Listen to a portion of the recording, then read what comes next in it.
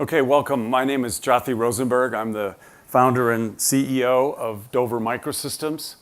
The title of my talk is my prediction that if, big if, we get RISC-V security right, it will become the dominant processor in the IoT market, which by 2021 is, according to Forbes, going to be almost $500 billion. So whenever there's a threat, there's an opportunity. IoT, of course, is extremely insecure. We'll talk a little bit about some of the attacks that are getting scarier by the day. And some of the things that are IoT devices are actually, well, things like pacemakers and could hurt us. So I believe this is a great opportunity for RISC-V. The timing is just amazing that RISC-V is coming along, sort of beginning to hit its stride, right as IoT is really sort of reaching that level of explosion. And that's going to create an enormous opportunity for all of us that feel like we're part of the RISC-V community, assuming that we address this threat, and I believe we can.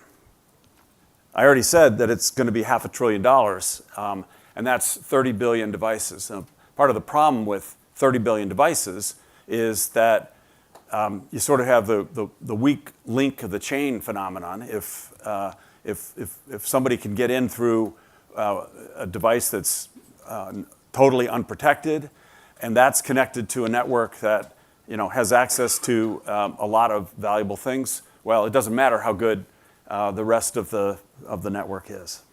And when there's no security, dying happens. So you may remember the Dyne attack. It was a couple years back. And they took advantage of the fact that a lot of IoT devices have built-in passwords, right, built-in, or simple passwords that were widely known and published in books that people on the that are using Mirai can get their hands on. And they made short shrift of all those openings and created a massive bot army that was 10 million devices strong. A lot of them were thermostats and webcams. And if they can do this and bring down name brands like Amazon and CNN and Visa for half a day or almost half a day, security is going to be demanded, regulated, and even litigated. And there's actually sort of some quiet things happened behind the scenes where there were some settlements made after this happened. So I believe RISC-V has got a really strong position in IoT. I think it's going to require a lot of innovation and collaboration and working as a community to capture that position. Because if RISC-V doesn't do it, ARM will take it. So the demand for security is picking up. I think it's reaching the point where it's going to explode.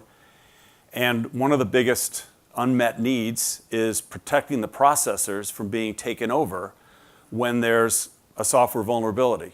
When there's a software vulnerability, there's always a software vulnerability. But few know that this is possible because it's brand new. And being able to make your processor immune to network-based attacks is not something that's in the normal litany of security technologies. But who knew that 1,000 songs in your pocket was a thing either? Big vendors don't have an effective offering.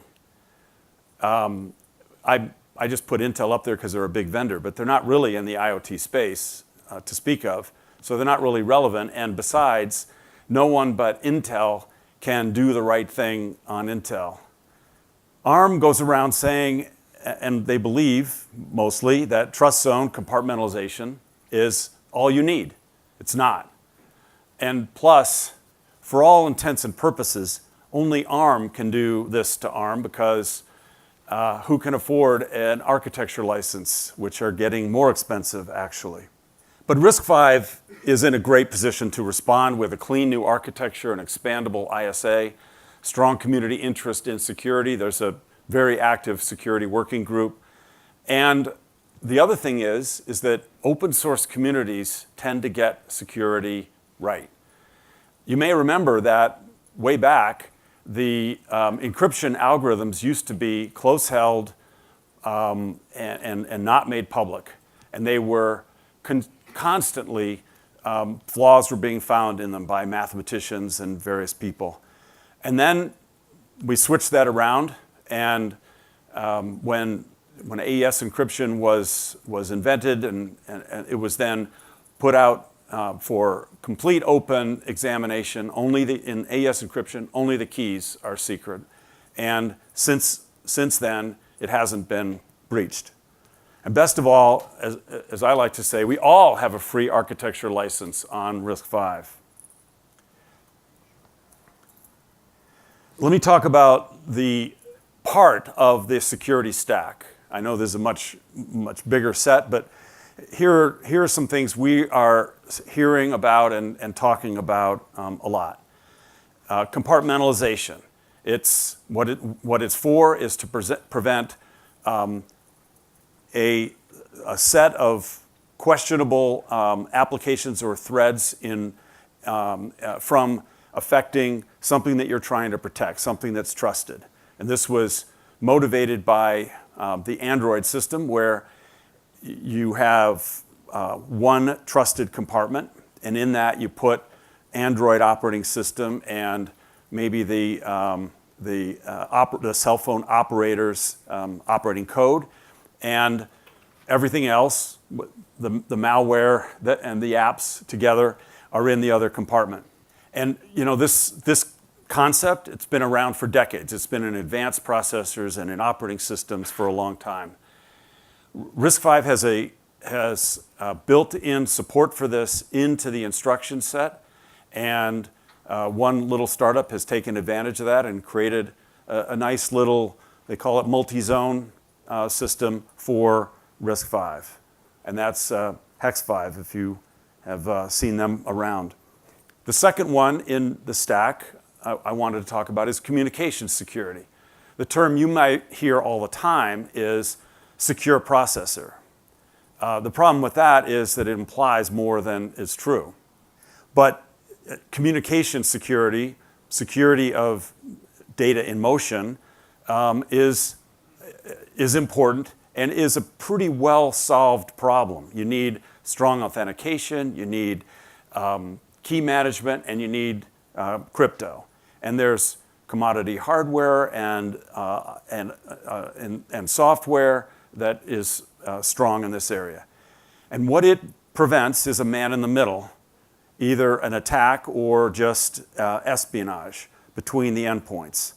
And RISC-V has some excellent technology in this area available to it. And then there's computing security, which is a relatively new term. We are trying to express that it's distinguished from the other categories I just mentioned, but I'll explain why it's needed. Compartmentalization and communication security are great, but they're not enough.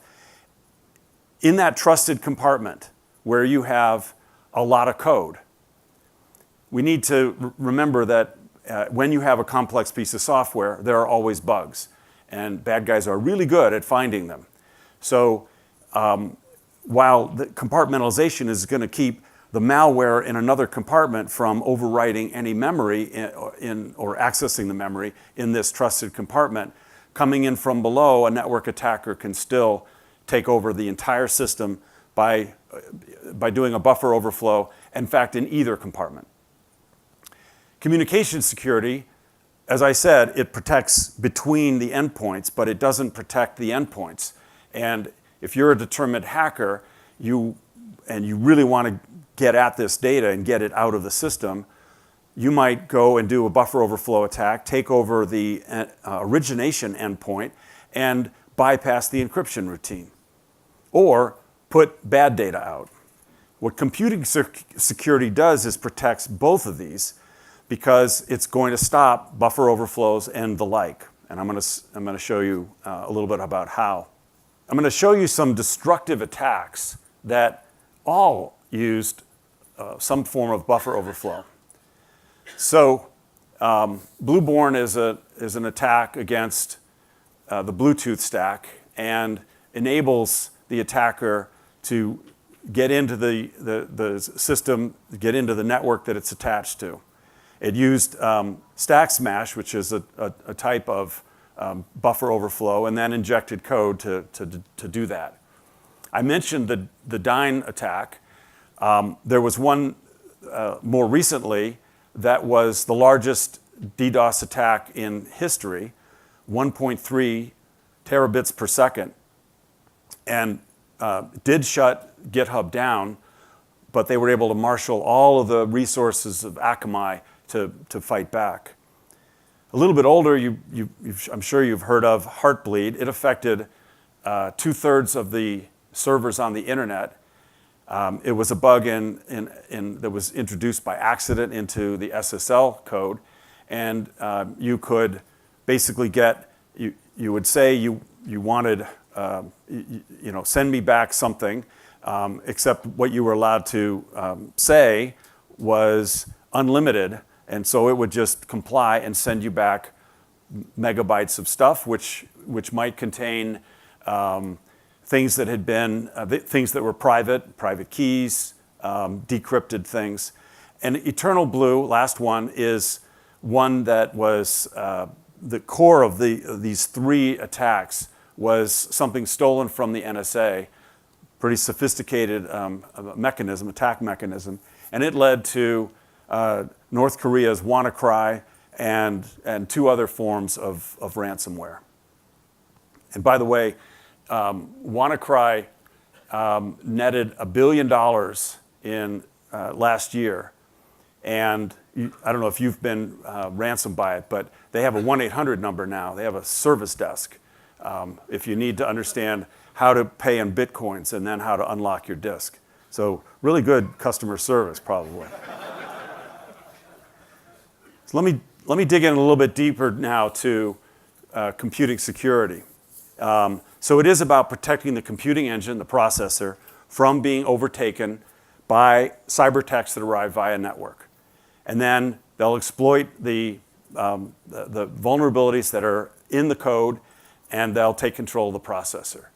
Now, the work that I and my team have been doing, many of us going back to 2010, was originally on a DARPA program that was a reaction to Stuxnet. Stuxnet, if you may recall, which probably happened in about 2008-9, was an attack against the Iranian centrifuges. And it was a very sophisticated attack. It did, by the way, require a buffer overflow for it to work. DARPA funds things that they like to call DARPA hard, which means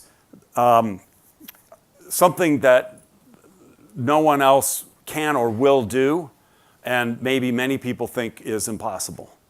And so the result of Stuxnet was they created a $100 million program called CRASH, which is where our research began.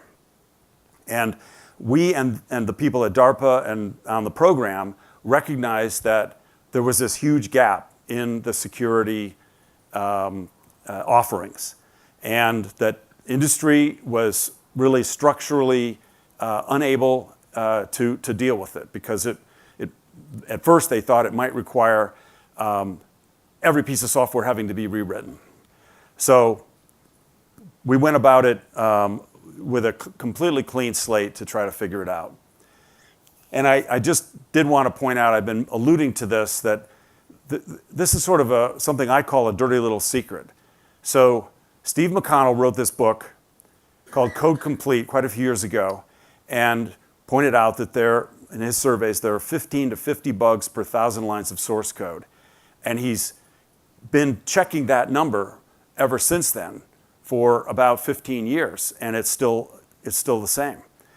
111 billion lines of code are written a year. You can do the math. And as a benchmark, it takes 150 million lines of code to run a Ford F-150. I don't know if that's where they got the 150 from, but I know that it needs to be a pickup truck to carry all that code. Okay, so there does need to be hardware. You remember the old adage, it's the economy, stupid. I thought that would be cute. The reason there needs to be hardware at the base of solving this problem is that you can't come over the network and rewire hardware. So there's a small piece of hardware that's going to be at the base of this solution.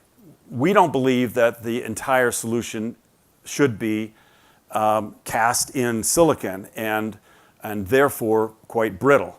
And we're seeing both ARM and Intel suffering from that problem. Intel in particular has real headaches with SGX. A hybrid solution can still be unassailable with the hardware at the core, but still flexible and updatable and still quite secure. So the secret sauce that we came up with for the 4.5 years we were researching this as part of DARPA, and then where we then took it to incubate it, typically what that means is you're trying to take something from research and get it to the point where you've proven it's practical, you've got a prototype, and you think it's ready for the commercial world. And the secret sauce here is hardware, which I just mentioned, something we call metadata, which is information that is going to be necessary for the element that we call core guard, and I'll use that word even though it's our product name to make it simple. Core guard needs this metadata information to determine if an instruction is about to do the wrong thing or if it's doing the right thing. And finally, micro policies, which are rules that determine what is it supposed to enforce. First, the hardware. So what the hardware has to do, and the green is the core guard system, and the purple, sort of looks purple, is the host processor. So it's sitting on this as part of the SoC on the same substrate, and it's got to get trace, which is essentially information about the instruction that's been executed, or somewhere in the pipeline process. You need to get the instruction. You need to be able to stall the processor if on the not very frequent occasion that you need more time than what the cycle of the processor allows you to determine the answer. And you need a way to, when a policy is violated, to send essentially an exception all the way up through the operating system to the application. And on the left side, you see things like the operating system, application code, how the application is going to handle one of those violations. It's a new thing. This hasn't been possible before.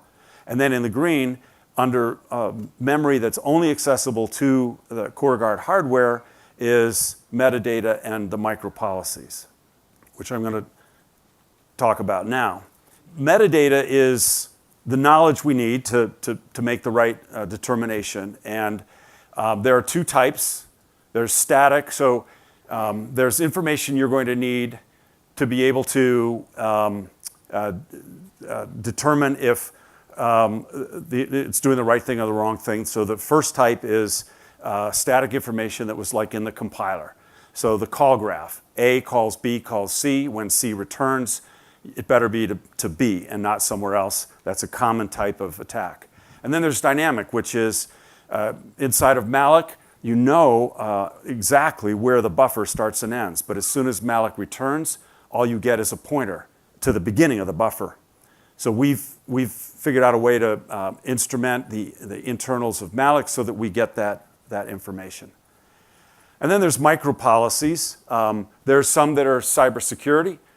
There's privacy policy, and there's safety policies.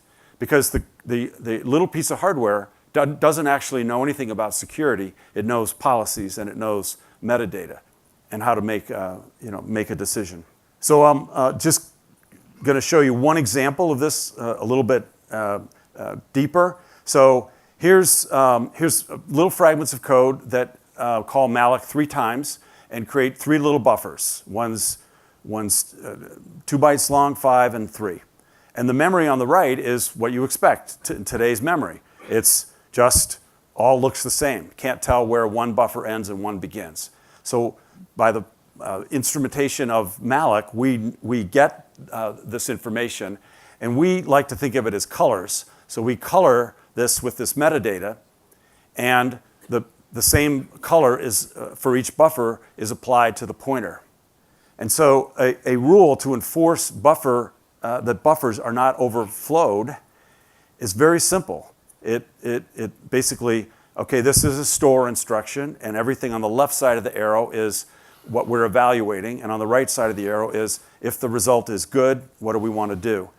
And all this is saying is the metadata on the pointer identical to the metadata on the memory cell that we're storing to? And if so, well, it's a no-op. We're just going to leave the color in that memory cell metadata the same. So I think we got to stop ransomware, electric grid incursions, breaches of point-of-sale data, auto and medical system attacks. And there's been a talk of a cyber Pearl Harbor that's going to happen someday, and it's going to be a catastrophe, and humans tend to react only after disaster strikes. We're going to need at least compartmentalization, communication security, and computing security, and a few more things as well. And I think this strong security-minded community, the many eyes, many hands of an open source community are going to create a safer IoT and enable its growth to achieve what the projections are. And I think this will cement RISC-V as the processor for the $500 billion IoT market. And at the same time, it will fundamentally change the processor industry forever. Thank you.